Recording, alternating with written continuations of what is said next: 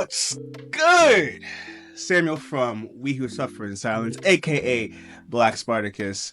No, I'm just kidding. Not really. Today, I'm going to talk about a topic that I've been thinking about a lot of people with chronic illness tend to go through, but don't really discuss it and maybe are thinking about how to navigate this topic while they're dealing with chronic illness. And that topic is navigating relationships with chronic illness, essentially. If you're new to the channel, please comment, like, subscribe. I am a brand new channel. I just started back in October. I talk about my health journey in a story type of format. And then every now and then I come on here and rant about chronic health stuff. So without further ado, let's get into it. One of the trickiest things about being chronically ill is navigating a relationship, a long-term relationship, or a relationship that just started with your significant other, with somebody who's particularly healthy. We all know people out there who are healthy and try to understand what it's like to be chronically ill, but maybe they're not quite there, or the very opposite, they don't. One of the problems about being in a relationship with somebody who's healthy is they don't know that when you're chronically ill, you have to live your life on a different plane. You have to do things differently. You have to prepare for things. For example, when I need to travel somewhere, I have to make sure I have my supplements in order. I need to make sure that there's a hospital nearby that I can go to in case there's emergencies. I need to know specifically what type of activity we're doing, but more importantly, do I have the energy to do that activity? When you're chronically ill in a healthy relationship, that individual, unless they are understanding, will think that you just don't want to do those activities. Oh, you're always finding excuses to just not participate. Or, oh, you're always boring. It's asinine if you think about it. It's not like we choose to have these chronic illnesses. For those who don't know, I suffer with ulcerative colitis and dysautonomia. Dysautonomia is the dysregulation of the autonomic nervous system. Anything connected to the autonomic nervous system, heart rate, digestion to a certain extent, thermoregulation, can get fucked up. Anxiety, depression. When you're with somebody who's healthy and they don't spend an effort to try to understand your situation, it inherently creates a lot of disconnect between you and your significant other. They are not going to understand because they're not trying to.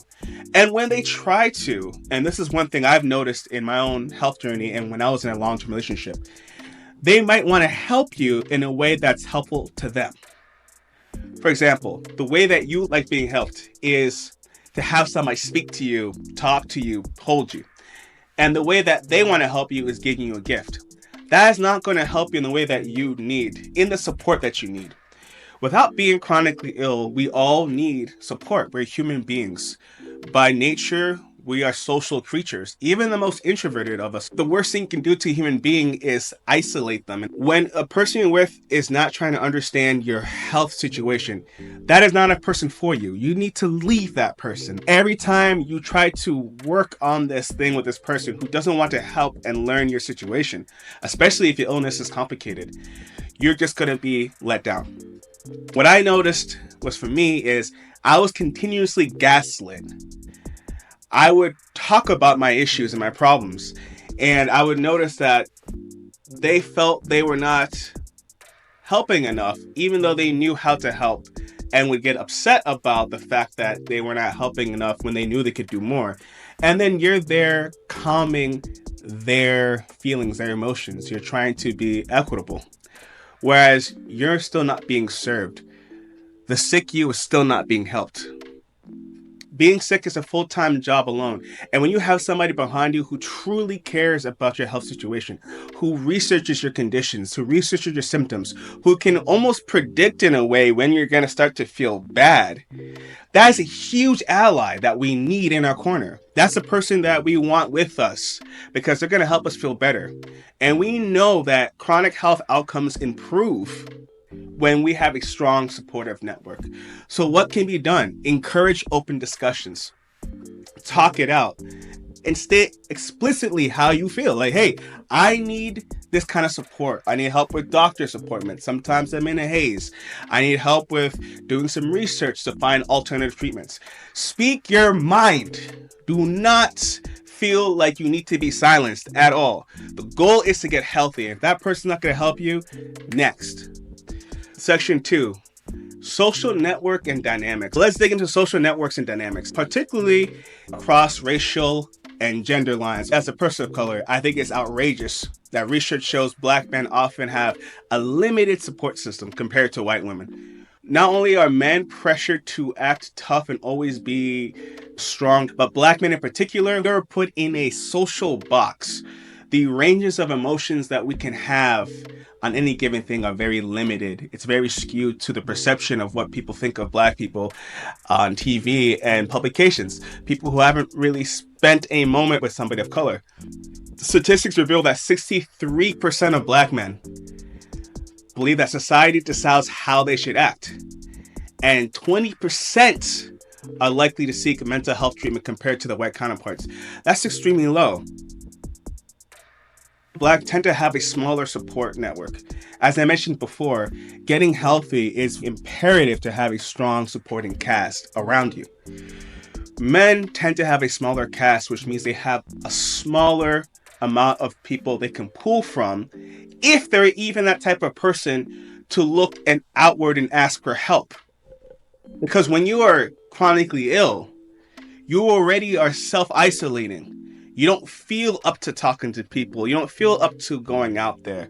And so if you're a man, you get even less than that. That needs to be known. That is not being spoken about enough in our society. We are serving the emotions of women, which is great, but underserving the emotions of men. Then those men become disgruntled, they become frustrated, and they feel lonely. We need these people to be part of society. Chronically ill people can contribute to the world. We want to contribute to the world. We don't want to be dealing with our illness all the time. I could probably count maybe 5 people on my hand who can help me. Knowing I also don't want to abuse those connections because they also have lives and things of their own they need to take care of. But when you're a woman, an attractive woman, a white woman, and this is why this is important, most of these white women have generational wealth, resources, and a large support network. Your outcome, your health outcome, is going to be higher than somebody like myself. I've seen it the last 14, 15 years. To get to where I had to get to conquer Lyme disease, to battle antibiotic toxicity that gave me mitochondrial dysfunction, to get myself into remission from my colitis, to do IVIG treatments for my dysautonomia for over 4 years. I had to find and research every one of those treatments and options by myself. When you have a large supporting cast, you can delineate information and who should do what. It's good if you're a Black man or a man in general watching this content, you need to make sure you get your supporting cast up. That's what I'm trying to say. You need to get your supporting cast up so you're not dealing with these illnesses by yourself. It's challenging enough. We need that. Don't be ashamed by needing help. So let's move on to another topic, which is invisible illnesses. So what do I mean by invisible illnesses? Somebody breaks their arm, cast on it. People immediately see that cast, obviously. Oh, your arm is broken. That looks painful. Is there anything I can do? Yes, sure. I need some tea. I need you to carry my grocery bags. You see the damage on their body. Inherently, you know that person's not doing well. But when you have an invisible illness, an illness like I have, colitis, that affects the colon, Crohn's, that affects the entirety of the digestive tract, dysautonomia, that affects the autonomic nervous system, anxiety disorder, depression. These are illnesses invisible to the naked eye. When people cannot see a physical ailment, they believe that you're healthy.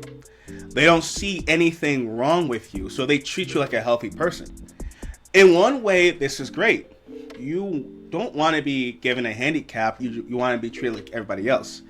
But when you've hit your limitations, your energy wall, your fatigue wall, your mental wall, people will assume the worst out of you.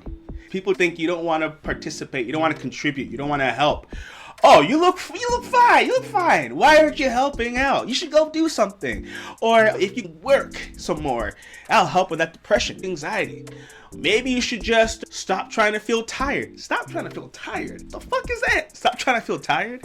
Yeah, let me wave a wand.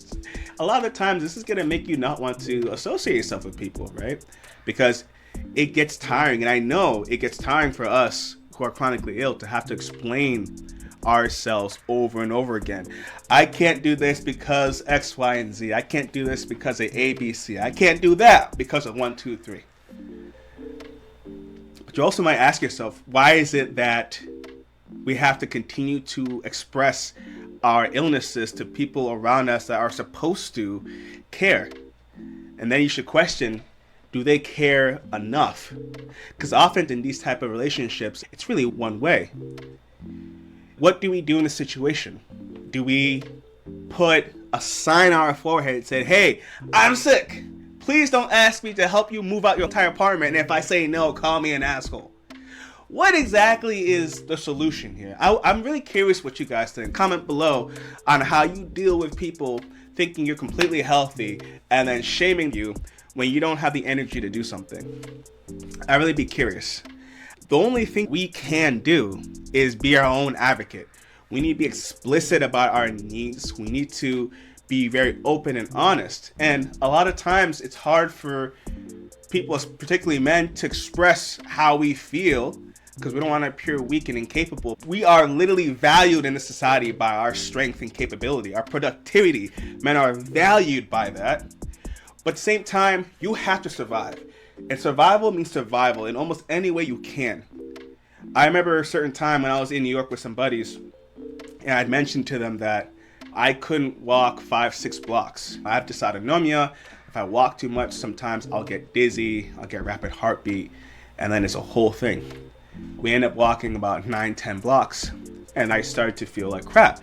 Now I'm sure as we were hanging out, for the first couple minutes, 20 minutes, 30 minutes, whatever, I seemed fine. But I'm not a person who's fine. I started having a lot of symptoms. So I had to stand up for myself and say, hey, I cannot continue doing this. I can't keep walking. They said, it's just another 2 blocks. I'm like, 2 blocks added to the 8 to 10 blocks that we already did that I already said I could not do. So I need you to pull up the car. I'm not going any further. That's what we have to do. And then, of course, keep people around us who understand invisible illness and what that does to us. You just have to state your intentions. You have to be very clear and do it over and over again. Now I want to get into friend dynamics. These are different social dynamics I've noticed being a person who's chronically ill. One thing I've noticed is the kind of friend that you are. There are solid friends who actually show up for you, and there are seasonal friends who disappear until it's convenient for them. It's honestly infuriating. Seasonal friends are maybe your drinking buddies, your smoking buddies, a person you just go out with, a person you just hike with, a person where you're not really their main friend. You get a great vibe for that if you try to contact them and they don't answer all the time, or contact them and they get back to you in a week. It's a text message. It takes 5 seconds to return. Let's be honest here, right? You're probably that person's seasonal friend. You're their friend when it's convenient for you to be their friend. So I think that individual will understand the complexities of your chronic illness. It's a wash. You're playing with yourself, right? It's not going to happen. Solid friends are the kind of people where they want to understand what's going on with you. They ask you pointed questions. They get concerned. They try to send resources your way. I'm not talking money. I'm talking reading material specifically on your issue, helping you with finding doctors and connections. It's like this line my good friend said to me one time. He said, everybody wants to ride the elevator once it's done, but nobody wants to help you build it. And ain't that the truth? When you're down and when you're the lowest, these seasonal friends will be gone. The real ones will be there to help pick you up. The real friends, the real support cast will be there at your worst and at your best. The fake ones will not. And I strongly suggest you get rid of the fake ones. You don't need them. There are some great people in this world that you can replace those useless people with. So the other type of relationships will be family relationships. Our parents and siblings have their own lives, but it doesn't excuse the pressure they place on us, right? Society tries to shove these expectations in our life, these parameters, to signify that we are being successful. For example, once you're over 30, why aren't you married yet? Why don't you have kids? I get asked that by my family all the time. They're expecting to have 3 fucking kids and a wife. Let me peep this little riddle to you. How does one have kids and marriage when you're fighting for your life every single day? Where every single day you get out your bed, you feel like hell. You don't even want to go through that day. But you still have to be an adult, and you have to be an adult with chronic illness. People in your family will place their own expectations and pressures on you based off what they want for you, not what you want for yourself. Who is really looking out for our genuine interest? I dealt with this for 15 years. It's got me mad enough that I'm shouting at the camera. I would have never been on the camera just 2 years ago. This is frustrating, man. When you go through this every day, you lose your shit. You come to a point where you just gotta say something. If you don't have a house, a kids, and a wife, a boyfriend, girlfriend, whatever you are, you're not successful. I think a lot of us who are chronically ill would deem our success in feeling better. Number one, feeling like we can be self-sufficient and independent and not feeling like we always need to rush to the hospital or feel like we're on death's door. Feeling good, it's such abused quality in this life by people who are healthy. People who are healthy have no idea how blessed they are to feel good. How could they? They're always healthy. The only time they're not healthy is when they have a cold or a flu that's very temporary. Chronic, surprise alert, spoiler alert, means your whole goddamn life. The type of preparation we have to do to prepare if we want to have the kids in the house is different from somebody who's chronically ill. If you want to have a kid, for example, you have to think to yourself, will I be able to raise a baby while I'm dealing with my illnesses? And I would also argue it's probably selfish to have a kid when you're so chronically ill where you can barely take care of yourself. Because kids are innocent. They don't decide to be in this world. We are the ones who decide to bring them into this world. And let's say you do have the house and the kids and a relationship and you're miserable. Well, guess what? You're the one who got to deal with it. At 2 o'clock in the morning, 3 o'clock in the morning, when everybody else who has pressured you to do those things are asleep. So word of advice, I'm going to tell you something you probably already know. Do not get pressured into what society or your family deems as being successful. Establish what your levels of success are and hold yourself to those levels. For me, it is getting healthy. I fought a long 15-year journey and I am closing in on finally getting there. I'm tapering off of my clonazepam that I've been on for 15 years since this whole ordeal started. My colitis is in part remission. That's success to me. And then whatever comes after that, it's going to be on my timeline. Authentic help is people who want to help you in the way that you need to be helped. It's in the way that you need the help, not in the way they want to. A lot of people will do some bullshit where they feel bad. So they'll give you a half-ass phone call. They marked it in, call Samuel, he's fucking sick. Give you their community service for 30 seconds, and then they done. I'd rather you don't fucking call me. Don't call me, don't text me. Like, I ain't your charity case, man. If it's that much of an issue, don't call me. Leave me alone. You don't need to feel guilty, you don't need to feel bad. All we want is understanding for people to genuinely be there, to be authentic. And I know that's foreign to a lot of y'all out there. Authenticity is foreign because a lot of people like to be disingenuous. Be authentic. I know this TikTok rot and all this other bullshit out there. People who are chronically ill, we have to be hypersensitive and hyper aware of our conditions. We're also hyper aware to your bullshit. If you don't really want to be there for us, don't be there for us. But if you do, we appreciate it all the better. Half-hearted attempts are a waste of time for both parties involved. Believe that. And lastly, the most important relationship, I would have to say, the relationship you have with yourself. A nurturing and positive relationship with yourself during chronic illness is more important than anything else that I mentioned. Living with chronic illness often means facing a myriad of challenges, not only physically, but also emotionally. It's essential to cultivate a positive relationship with yourself during this journey. You can't be mad at yourself, although that's going to be your natural inclination because you're suffering. This begins with recognizing negative thoughts such as, I'm never going to get better, or this is forever. Nothing's forever. These thoughts can cloud your perspective and make your journey feel even more daunting. We need to focus on practicing self-compassion. Acknowledge the difficulties you face, but also honor your resilience and strength. Remind yourself that it's okay to have challenging days. They don't define our entire experience. We have to remember that hope is the currency of the chronically ill. To have hope is to have another day. We who chronically ill live on the notion that the next day will be better. That if we put 100% into our health journey the day prior, that we'll get something out of it the next day. Shutting out negativity is crucial. Consider affirmations or mantras that inspire hope and healing, and surround yourself with supportive people that uplift you rather than reinforce doubt. You need to fight. You need to take moments for self-care. Whether it's engaging in a favorite hobby, meditating, or simply resting. And you gotta celebrate small victories. Oh, my liver test looked good today. Great. My CBC looks fantastic. My hematocrit level looks great. My MCH looks good today. Whatever victories, big or small, you have to celebrate them because they amount into larger wins. By treating yourself with kindness and maintaining a positive mindset, you empower yourself to navigate through chronic illness with greater strength and grace. We are more than our illnesses.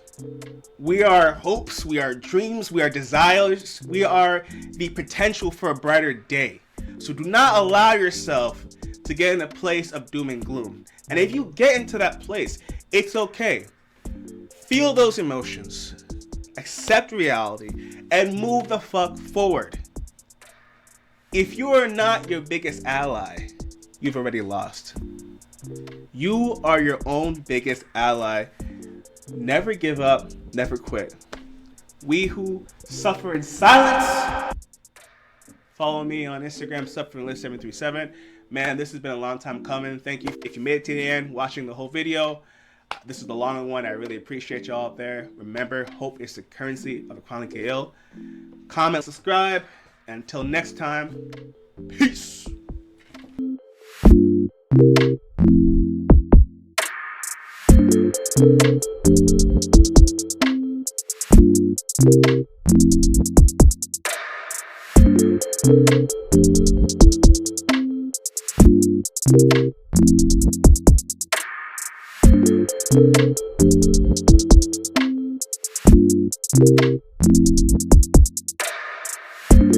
Thank you.